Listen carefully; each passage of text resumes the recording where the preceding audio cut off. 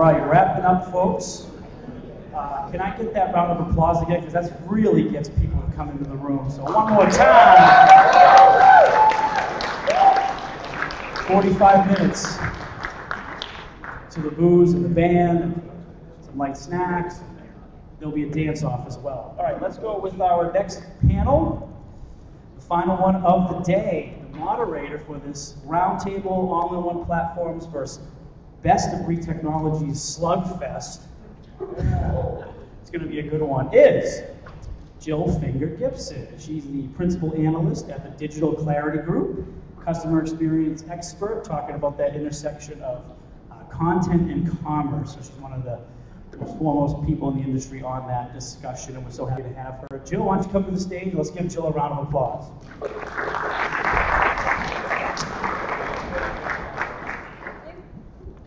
Is this mic on? Yes. Okay, thanks for sticking with us. We do all realize that we're standing between you and cocktails, so we're going to try and make this as animated and interactive as possible. Or sitting. But perhaps you might want to get up and do a jig in a bit if you get really excited. Okay, so this platform is about whether there is a difference or a issue, preference, etc., for an all-in-one platform versus best-of-breed technologies. And I know I just heard the end of the last session. There was a question for Tony Byrne about that, so hopefully we can pick that up in this session. We've got 4 executives from 4 different companies and 4 different perspectives around this issue. The first one that we have is Nate Barad. Nate is Director of Product Strategy at Sitecore. We have Nick Panagopoulos. Nick P. Great job. Yeah. Director of Strategic Alliances at Translations.com. We have Piyush Patel, who is EVP of Strategic Alliance and General Manager of the Americas at Jaya. And at the end there we have Mike Strutton, who you may recognize from this morning, who is Vice President of Product for the Oracle Social Cloud.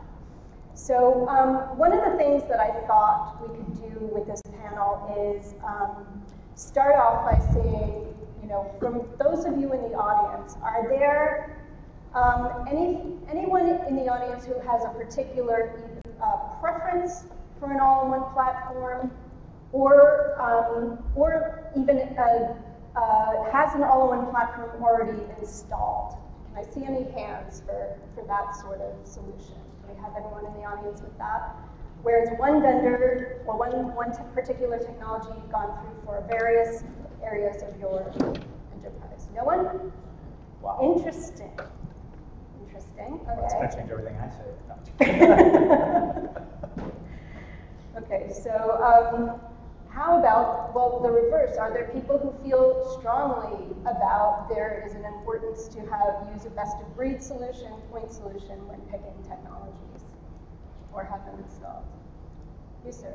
Okay, 1, 2, 3. Okay, so everyone is really tired, I think. Who doesn't use technology at all? Yeah. If you're not listening, raise your hand. Who thinks that this is a wrongly phrased question? Okay, sorry. Can I ask you why? What's your thought around that? Don, is this? I'm gonna get you.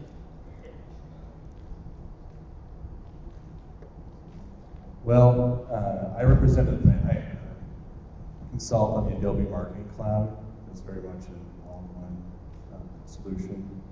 We definitely position it that way, and a lot of times it does work that way. So yes, if I have an all-in-one solution or feel strongly toward it for myself, yeah, it's a no. But for my customers, it's a yes. And it's a no for me because it's not really my responsibility to choose this technology, but we're also pretty small compared to our enterprise clients. So the way the question was phrased was tough for me to pick one or the other. Okay, so it sounds like you're saying, correct me if I'm wrong, that it partially depends on the client and the enterprise that, or Right. that you're speaking about. Exactly, It's yeah. not a question that applies universally. Yeah, or my like personal use in selecting technologies. Okay. You know, it's what you said. I see. Okay, thanks. Well, hopefully we can continue on that thread and develop that as we go.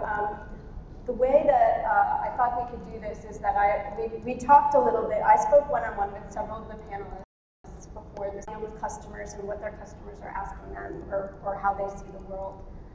So I formed a couple of questions for them based on those that I'll go through. And then we have some general questions. I have some general questions, and actually one of them was exactly that of does it. And if you have any questions in particular for the panel, particularly the person who had a question at the end of the last panel, please save them so we can get to that. So we here at Digital Clarity Group, which is where I cite clients, that they're willing to consider technology, but they're a little concerned about integration, which Mark Grannon talked about earlier, and have concerns about how that's going to work, the time frames, cost, etc. What's your feeling about that? What's your perspective on integration? Yeah, so I think if you look at the choices we as individuals and humans make, I think your choices, it depends on your personal opinion on what you're looking for, and all of the different topics throughout the day today. It's now down to sort of not being in a segment, not being an enterprise or an SMB or sort of a much smaller business that somebody's going to cookie cutter a solution for you. Every one of us, I think, in our business lives wants a choice, just like we do in our personal life, right? And this may offend some people, but most of us are always going to look for something that simplifies the way that you can execute against whatever it is your challenge or mission is, right? So I'll throw out the word laziness is inherent in humans, but so is choice. And so the best of breed, when people look at that, it's about, I want choice.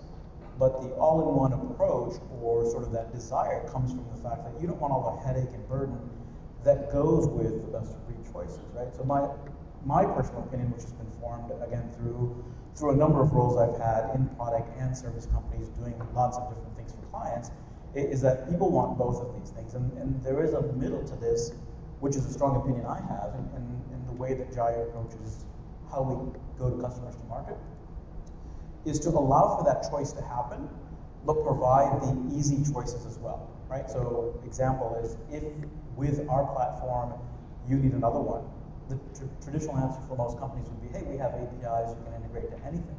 But we go a step forward and say, well, yes, our platform is going to be open and allow you that choice, but we know that in some cases, this is the more common choice, to be able to provide that particular integration, that solution sort of pattern as an easy choice for the customer to be able to implement, bringing you towards the value of it all at one, but leaving your choice in the best of breed approach open if you so choose. Right. We like the middle of there. So is there a sort of guideline or standard that you would give to clients with one or the other option as to, if you do this, it's going to take X amount of time and this amount of resources versus? Definitely. So I'll kind of revert to my services background Yeah. and history and answer that question a little bit. And it actually dictates kind of how our alliance program at Jaya works too. Is definitely people want that choice. And with that choice comes the complexity of integration, the effort, and sort of that risk in owning and having to manage that code, right? But if there is a specific business value, a differentiator that you need, you're going to make that choice and you're going to do that integration and make it a one-off. But I'd love to use an example, layman's example around, me and my neighbor need to go to the grocery store to get milk. I didn't build a road between my house and the grocery store, neither did my neighbor. But in enterprise software projects, today nothing is a single vendor implementation. There's always something to integrate with. Companies are building their own roads, which to me doesn't make a lot of sense, because that road isn't a singular benefit to that company doing that work. And so our philosophy around partnering at Jaya is centered around the ability to define repeatable patterns that we think multiple customers need, building partnerships that help drive simplicity in how to achieve those goals. But there are going to be the cases where it's a unique business value to a client, and in those cases, they're going to want to do their own thing, right? So we try to leverage, our answer to that is we try to leverage what is the common good, and it helps to have a clear open source background in the company, and the way we approach this development and integration approach is, take the burden of some parts out that maybe are not business differentiators, and let's do them as a group. Let's share. Okay. So, We are a Swiss company, after all. right. Nick, I just saw you nodding a whole bunch of times. Do you have anything to kind of add on to what he was saying? No, I was just pretending to listen. No, it's, yeah, it's Active absolutely. listening. That's good. No, I mean, I guess if I had to add in on this, in the end, right, we all are trying to fix a problem. So if we're going to go through and say, okay, we need a new way to build websites that's easier, then the fact of the matter is that websites aren't just a page anymore. You're going to have lots of different pieces that are going to be plugged in. And the more that you can use standardized plugins, connectors, adapters, APIs, the cheaper it's going to be in the end, and the more flexible it's going to be, and in my opinion, the more future-proof. If you go all in on a stack, then it gets more difficult to try to sub in pieces, because that can become more costly. So I was agreeing that I think it's important to have those roads, have them pre-built, leverage what's been built already, and try to share those roads. I agree with you totally. Okay. You shaking his head now, No, I'll get back to you. But so on top of that, what kinds of skills do you have to have within your organization serving those types of clients to help them do that? And what kinds of skills, how do you recommend, how do you work with your clients on their side to do that? Like, what are the team structures and the things that need to fall into place for that to be successful? Yeah, I mean, I'm not sure I understand the question fully. I mean, Okay. So our background is translations.com. The reason why we're here, we have about 3,000 clients using our technology, and most of the time we're integrated into some back-end technology. So Right. we see all of these players and work with them regularly, plus there's marketing automation hubs, plus there's e-commerce. So when we're going into a client engagement, we try to, as much as possible, do some due diligence on the front end to understand really the detail of what they're using. What version is it on? Which special packs do they have? What's unique about how they're hosting it? What infrastructure do they have underneath it? Because that all impacts how we're going to integrate. And in a couple of our integrations, actually, we've had to move away from having a baked or a concrete road, and instead change it to more of a framework. Because we've seen in some accounts where, as an example, a good example would be like Iris, where it's very complex, it's enterprise grade, highly customizable. You can't have a connector that's baked, because you're going to have to rebuild it every single time. So with each integration, we have a slightly different approach, and we apply that approach when it's relevant to that client. If that answers the question. Yeah, no, that answers the question. I guess also, I think I remember from a session earlier that there were quite a few marketers in the audience. So is there a difference in marketers in IT? I'm not going to go into that whole how marketers should work with IT. I think it's not a useful debate. But how do you work with different parts of your client's business if they have to become part of that? What's your project strategy? Yeah, that's. Or is that getting too nitty-gritty into?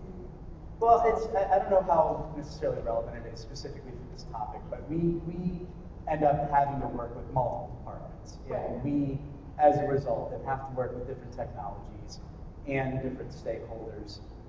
And in the end, we're going to aggregate content, or try to as much as possible, from a variety of departments. So in our world, we're dealing with translation of content and storing that content and making it reusable. And so we're going to have a stakeholder who might be in HR who's getting e-learning content translated.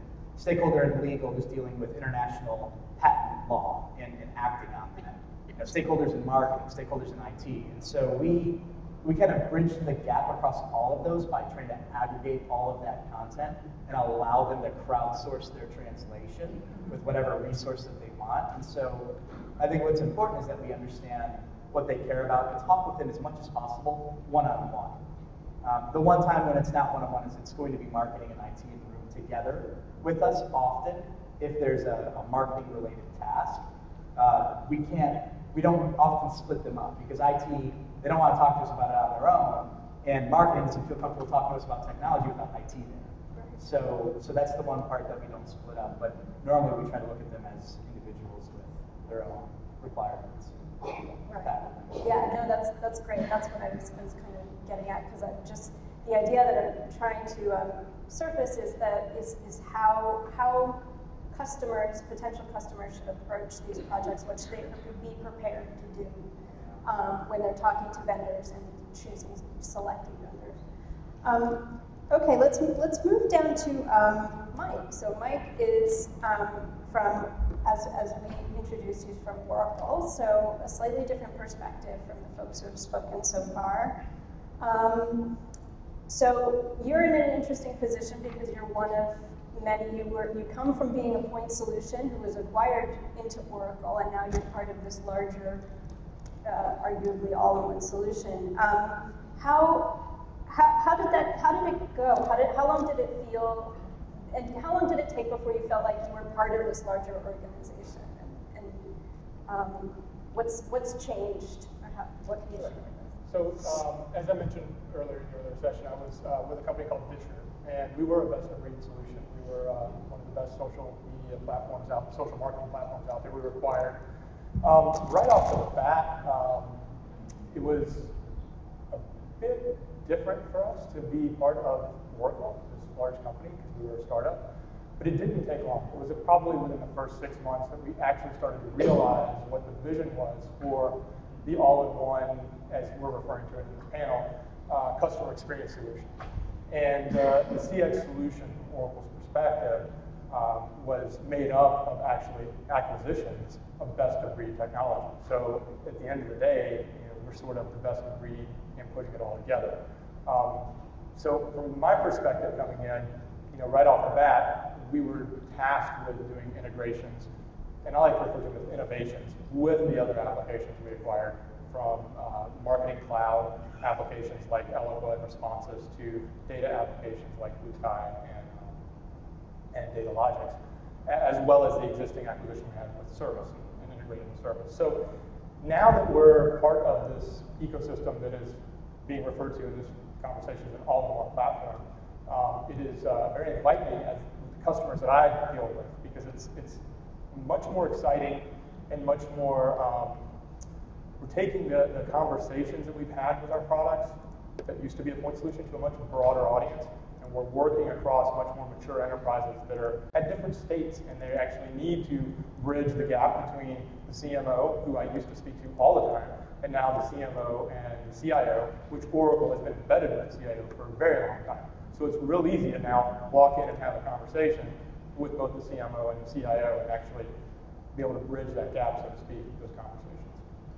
Do you have an example that you could share Sure. of a customer? You don't have to name the customer. No, I can. I mentioned earlier that I was one of the executive sponsors for a company called GM, who I'm sure everybody here knows who GM is. Little automobile company.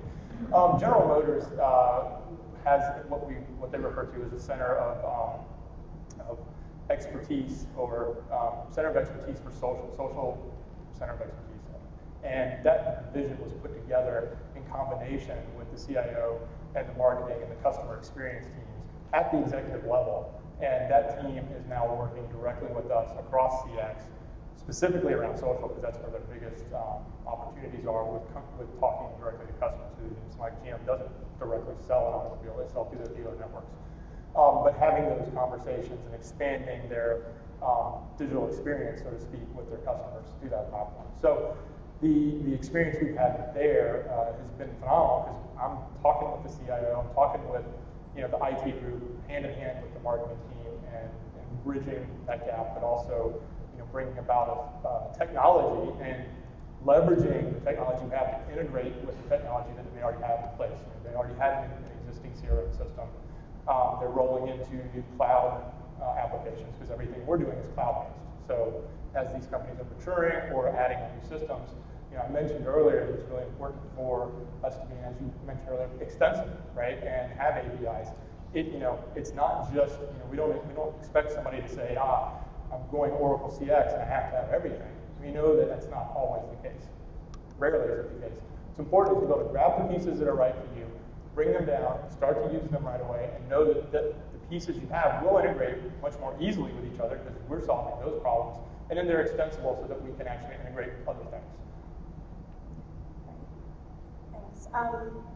Let's turn to Nate. I have a question for you. And you mentioned a quote that when we spoke on the phone that best of breed as a religion is for the Westminster Dog Show.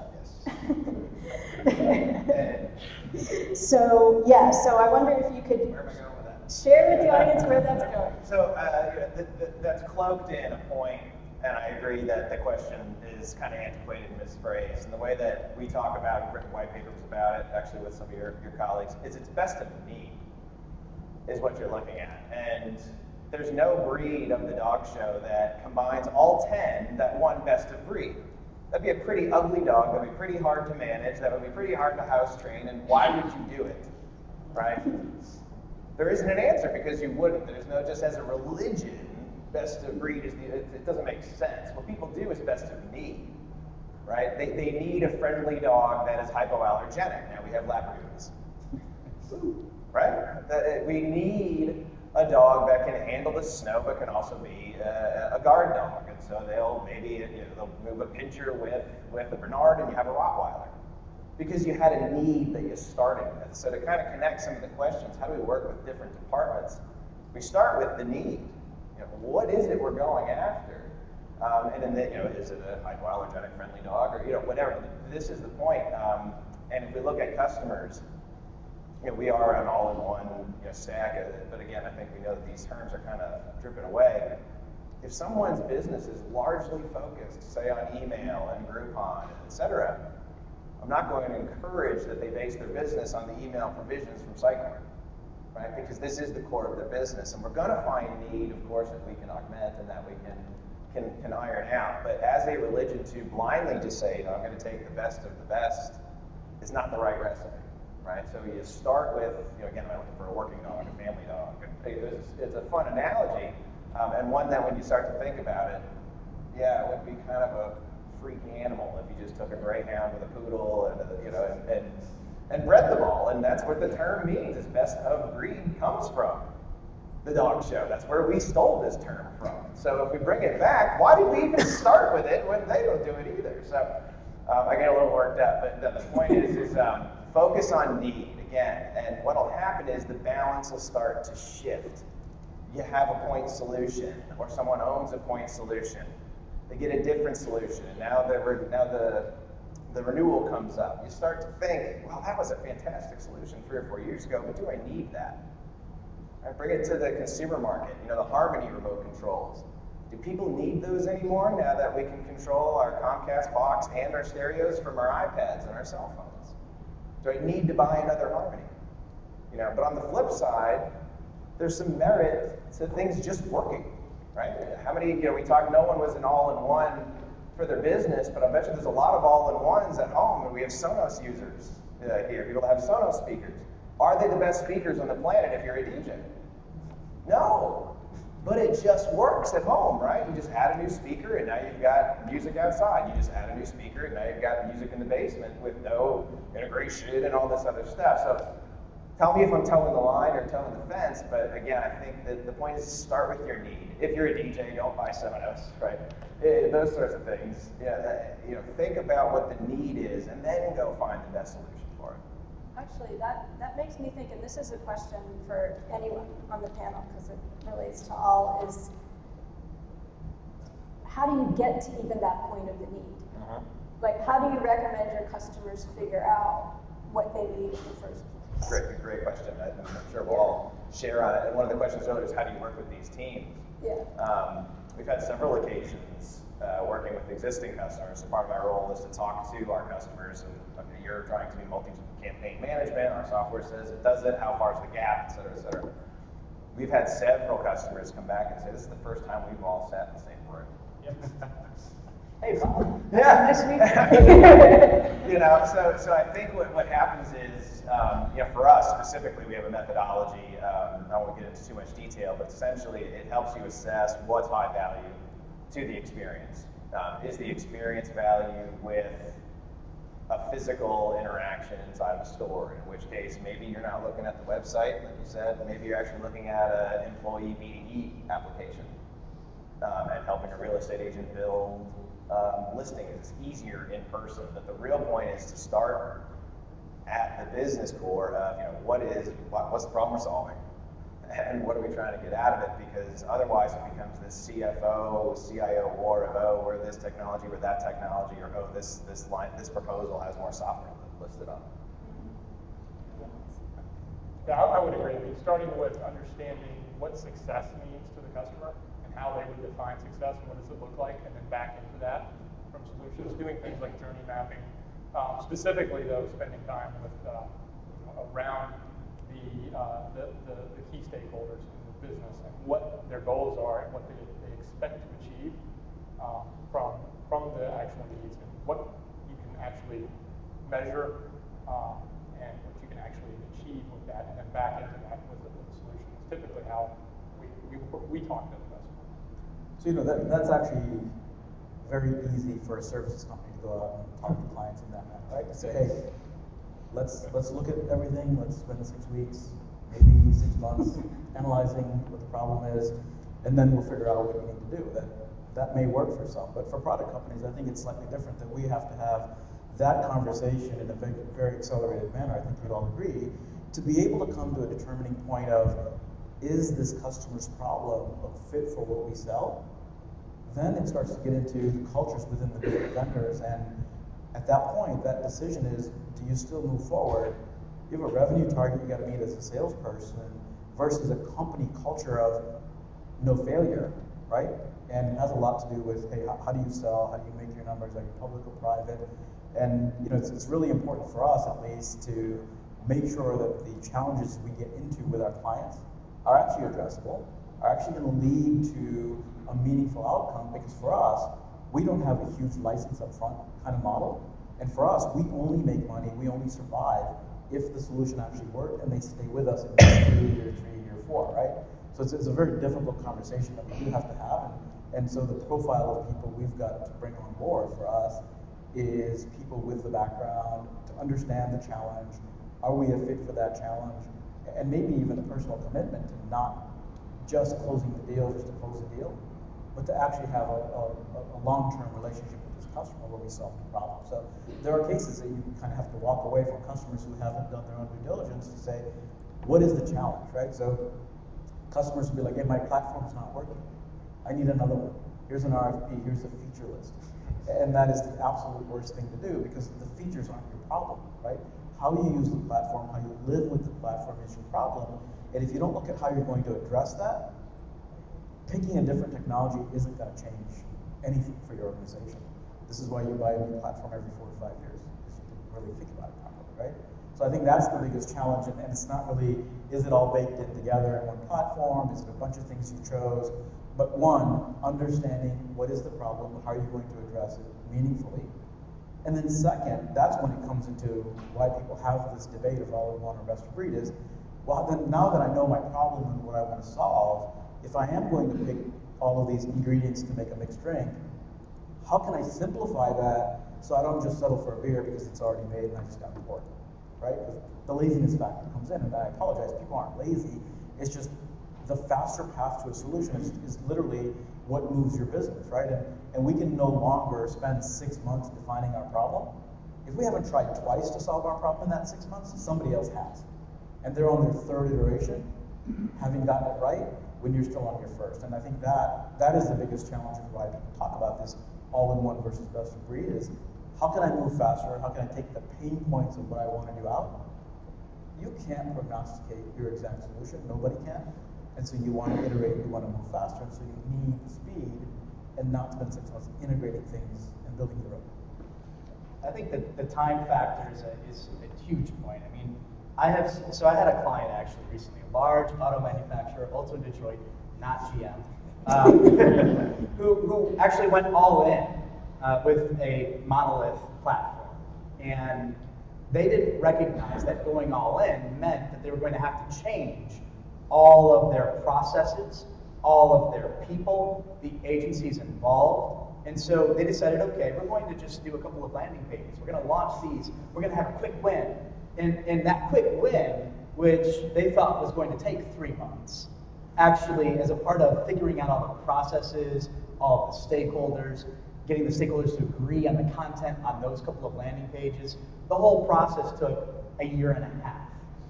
And by the way, not only did that take 1.5 years, but it burned out all of the stakeholders and executives who thought that they were going to do a massive rollout after the landing pages. Now you've got business units who are saying, oh God, there's no way in hell we're going to go there. Are you kidding me? We're just going to re-up with what we have, or we're just going to go build this over here with this technology. And I think the time is a key factor. The adoption, people don't realize that going all in is boiling the ocean, and that is very, very difficult in large enterprises because you're moving to a stack to change something.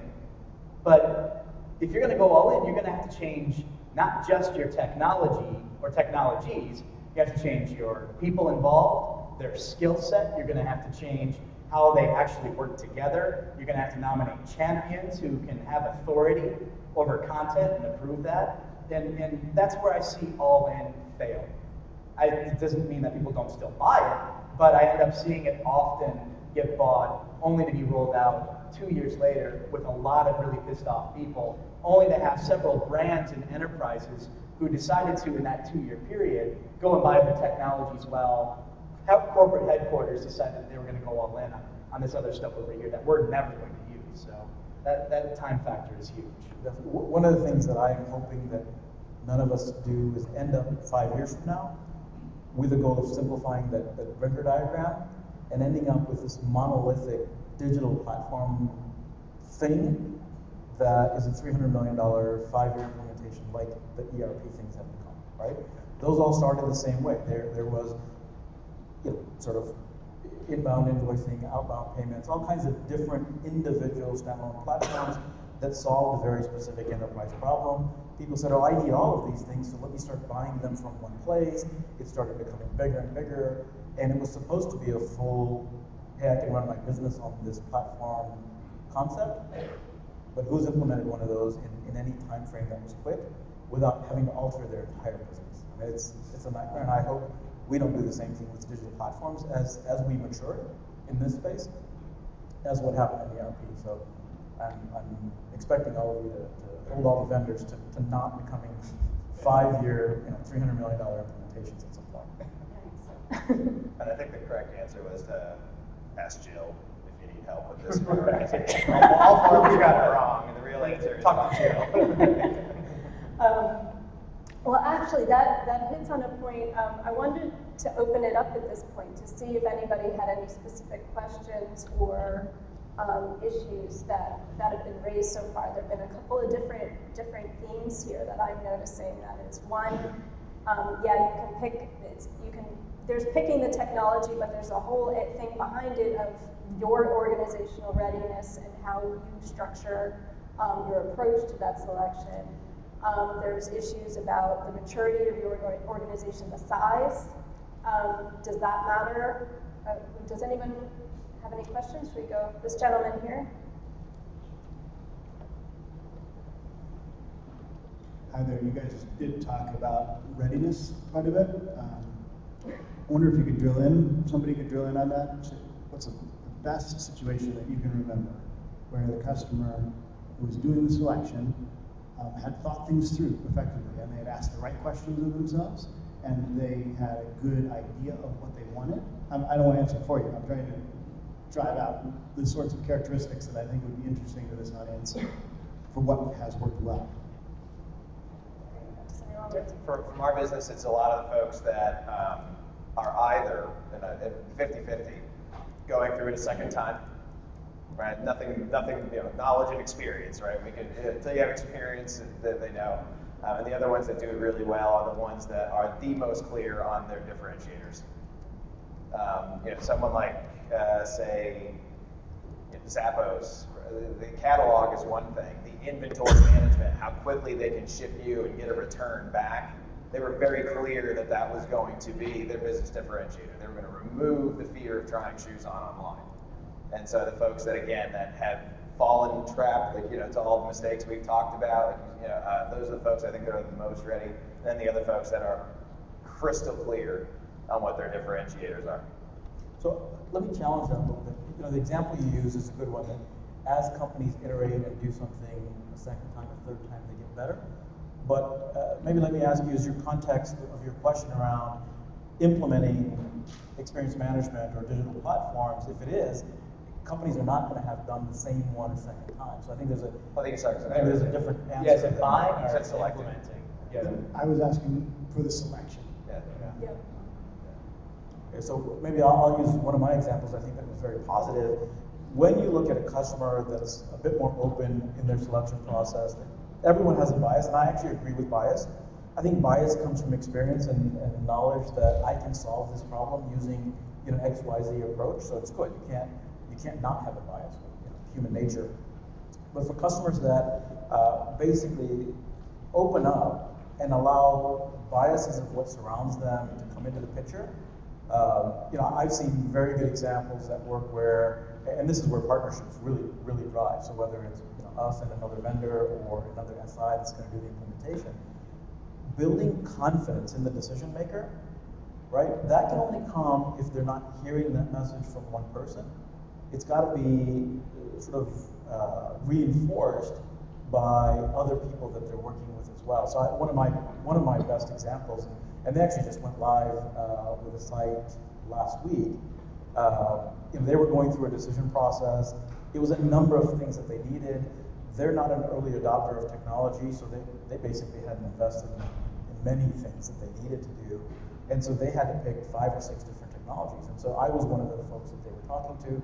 I think you guys were also there, a commerce vendor, a bunch of different conversations. And what I try to push that client to do is to say, hey, don't have a one-on-one conversation with me alone about what you're trying to do. Tell me who else you're talking to, and let us all talk to you together about how we as a team can solve your problem, so that what you end up with in your selection is not just an appropriate selection, but people and vendors that are going to work together to help you actually achieve success out of it, rather than point fingers later saying, well, you picked that one, that's not what we said, but that's not who we partner with, right? So I think working together as vendors to help customers better experience a selection that actually is tied to an outcome, I think is one of the best examples of how we like to work, is we always ask our customers, what else are you looking at? Here's the ones we already know. Here's another customer, by the way, in my sales cycle that's also having that same challenge. And this example, actually all of these things happen. The things that they said they wanted integrated, translation was one of them. And I was at the same time having another conversation at another client, like, oh, we also need translations with Jaya. And I said, why are you both looking at these independent decisions? Work with us together with translations. We'll figure out how to share and simplify the combination of these technologies. And they both chose both of us. And they both had very positive outcomes without all the pain, without all the long-term troubles of trying to integrate, right? So I think having vendors coach clients to work together with other vendors is probably how you make a selection process better. I have to agree. I mean, even with General Motors, we had a feature that they needed that we didn't actually produce. We didn't have the capability of competitive social benchmarking analytics, but there was a best-of-breed technology out there that just did that. And bringing both that vendor and us to the table to talk together at the same time and work with the client, with the customer, to actually build a solution, got the answer. So I go back to 2 things. One, having the vendors talk together is absolutely critical. The other thing is getting that executive support at the top to actually push down and make sure that you don't get stuck in the example you gave with the other Detroit company where they spent many years fighting over a couple of things just to get something built, versus having true buy-in at the top that helps push down and helps create that change and sort of enforce is a little bit too strong of a word, but encourage and help the rest of the organization actually, adopt that change for the better. And we actually do have some more questions, Nick, if you don't mind. We're running out of time. Hi guys. I just wanted to pose that maybe there's another way to look at it. We talk about customer issues, we talk about integration issues and so on. And yet when you think about something like the CRM space, where players like Salesforce and Sitely have transformed that space, and now you're starting to see those guys owning large chunks of it, enterprise on enterprise, single customer, multi-customer, complex implementations of CRM, and yet they're all using the same code base, they're all using the same stuff, and they're getting it done without the kind of stuff that we see in the digital space in terms of the customer doesn't know what they want, or they do know what they want, but they're not sure what platform. I just want to get the view of the panel, Jill, on what you guys think in terms of maybe there is something else coming that we're not actually looking at. Nick, you didn't get it. I don't get the question though. Maybe there's something else that's coming that we're not thinking about. What is your... In terms of maybe there's a disruption going, maybe there's going to be a Salesforce implementation as far as what's going on in the marketplace, and maybe the way we're looking at it will be different. That's what I'm trying to pose to you guys. That if someone came to me today and said, hey Sam, I want you to implement a CRM into your office, and even if it's hosted, I would say, are you kidding me? I'm going to go and pay the $85, $90 that I paid to see to Salesforce, or there's $50 to Insightly, and I'm going to use that. Maybe that's coming, is it? And I just want to see what you guys think about that. Well, I mean, obviously, the obvious point in there, and what you're seeing today is cloud, right? And making it a lot easier to just, well, it is more, but I mean, it starts there, right? So what you're seeing today, even in the example you're given with the cloud opportunities, I think makes it easier to adopt, makes it easier to try, makes it as easy as swiping a credit card and bringing technology on board. We see that a lot, even in the marketing side, where it is quick and easy for somebody to pull technology in. I think that's part of the change that we're seeing. That's part of the future, is making it that simple to activate technology. I mean, all I would say is that the clients that we have sometimes get distracted. And in having conversations with the vendors, they get very distracted by, we can grow into this model, or we can offer all of these things. And it gets off the point of what they're trying to accomplish. I have one client, manufacturing client, who they just spent about $15 million rolling out their website new.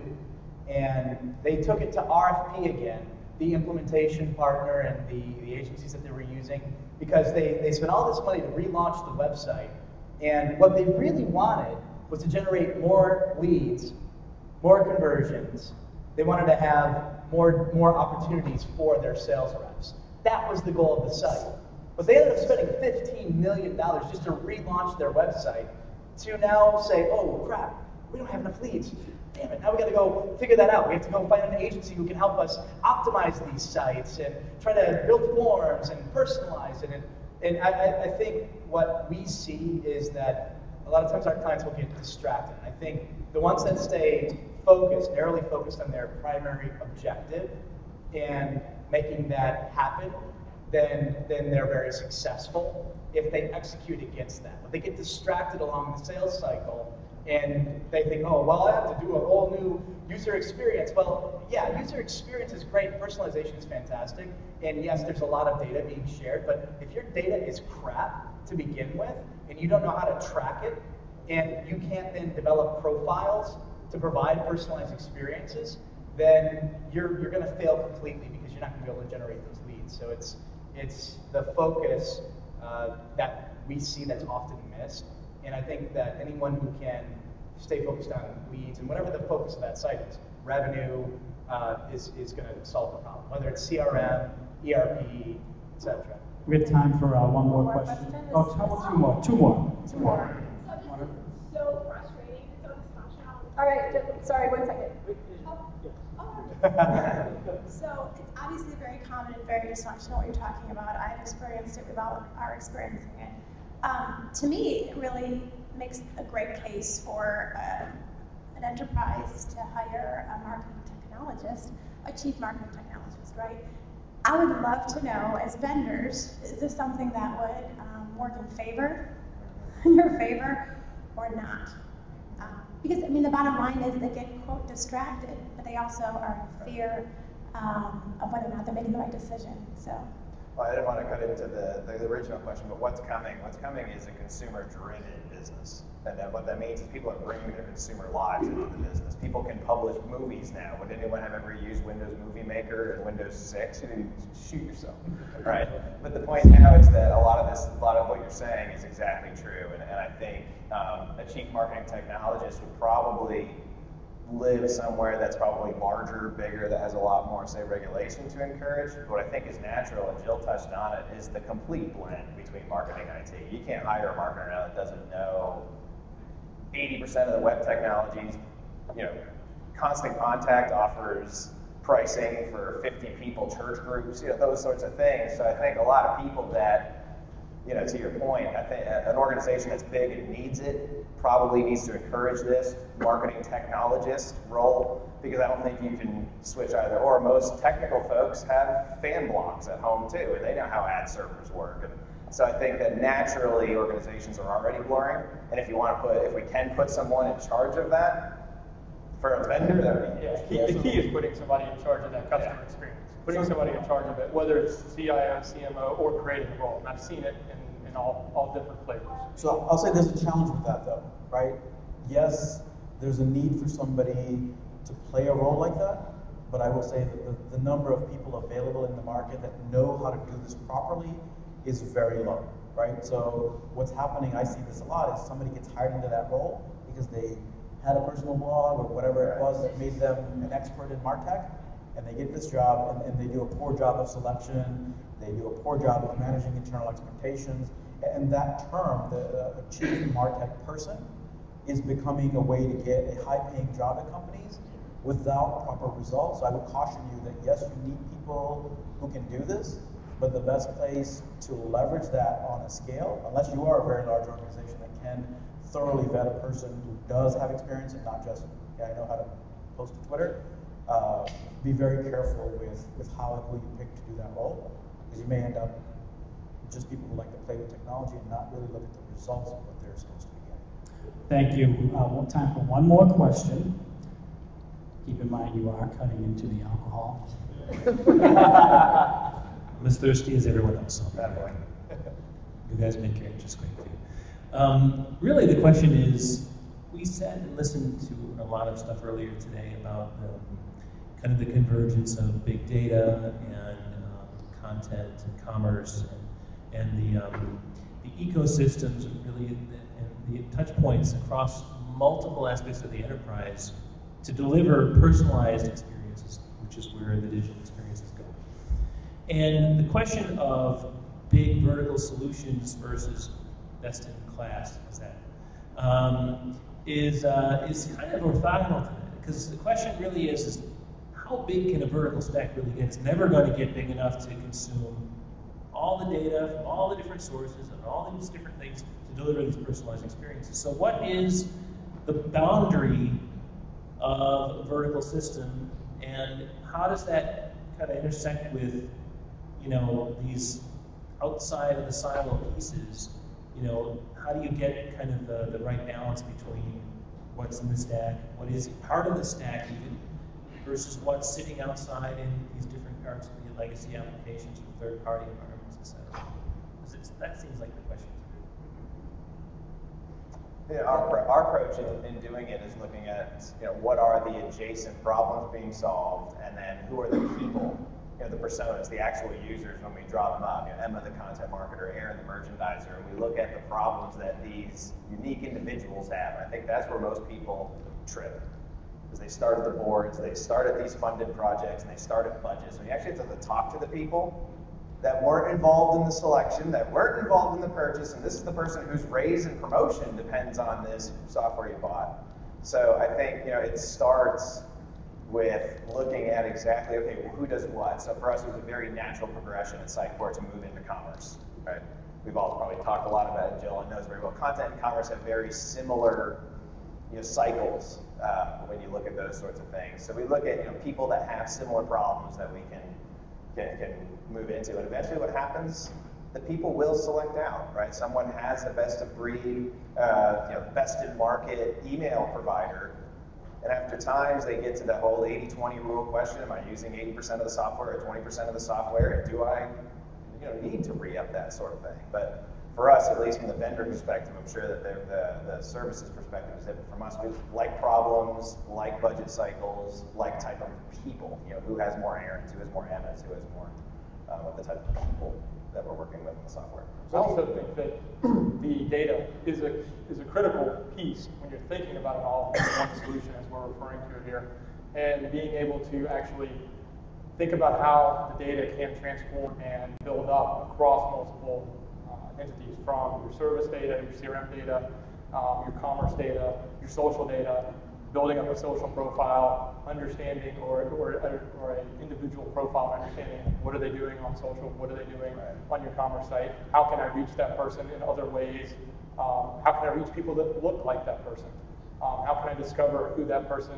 what the other entities in that household of that person is. And by having, a lot of the technology together, like we do with the Oracle CX platform, we have that advantage, that easier advantage of making all that data work together. Where with a point solution, you're only going to get so far, and then you're definitely dealing with extensibility, you're definitely dealing with APIs, and data sharing gets a little bit more challenging. And then you have to deal with regulations and rules around that may be specific to your industry. So I think most companies are going to want to grow. So building ancillary solutions, solving additional problems that are related to your core that you start with is very important. Most of us want to grow our business. But I think it's also important to look at, as you select your vendors, who are the vendors doing this with sort of more of an openness to, if you don't need those things, are you locked in, right? So Mike hasn't been at Oracle long enough to have Larry push down his throat that, hey, you have to sell these other things. So I think you're being very positive right now. Appreciate that. But it will come. And so I think looking at your vendor choices with openness and how the vendors approach that growth. I think solving multiple problems and making things simpler is definitely a goal everyone has. But how people approach to do that, and are you locked into how they chose to do it versus having the flexibility to change what you need to. So I'll say that our goal is different. You said, how big can a platform get? I would look at it as how many different things can be solved by the platform, but how granular can each of those things be viewed and chosen so that I can say, I like this, but I don't like this. I want to change this, I want to change that, right? Because everyone does want choice. As long as you make that easy to do, then it's okay to have lots of choices and lots of point pieces, but not have to actually try to tie all that stuff together if you don't need to. So I would look at it, how much can you shrink the platform into sort of Uberizing the economy, the services that you need to use. I'm not going to use the Apple example, but I'll use Uber as an example. How do you service the things you need to do and have that flexibility and choice without having the pain of having to put it all together? Right. I would say the same thing. I mean, ultimately, what I see with my clients a lot of times, because they will ask me, what do you recommend? Why do you recommend that? Here's what we're looking at. And I'll say to them, okay, how honest are you being about what you really want to do with this website and what you think it can accomplish? And what do you really need? Because they'll say, oh, well, they've got analytics, they've got this package, they've got the email marketing, and gosh, this is really cool, this is great stuff. And I'll go to them and I'll say, well, you do realize you have a 100-page website. And those 100 pages are very static. And you maybe make changes once a quarter. Do you need all of that stuff? And I think that's what it comes down to, is what is the need, what is the solution for that, and being honest about it. Because I think sometimes people get caught up in all the flash and start to realize that all that stuff's really cool, but they need to ultimately recognize that they don't need a lot of it potentially. Time to drink. What are you doing? Stop. It's their fault. Guys, excellent. Jill, thanks for moderating that. Thank you everybody for joining us. All right, day one in the books. All right, how about a round of applause for day one? All right, let's go that way to the experience showcase. Let's drink. Let's listen to the band. Let's have some snacks. Dance, I guess, if you want. Be awkward, but And see you back here tomorrow. Breakfast starts at 8 o'clock, and then we'll have another great round of sessions starting at 9 sharp. Thanks again, guys.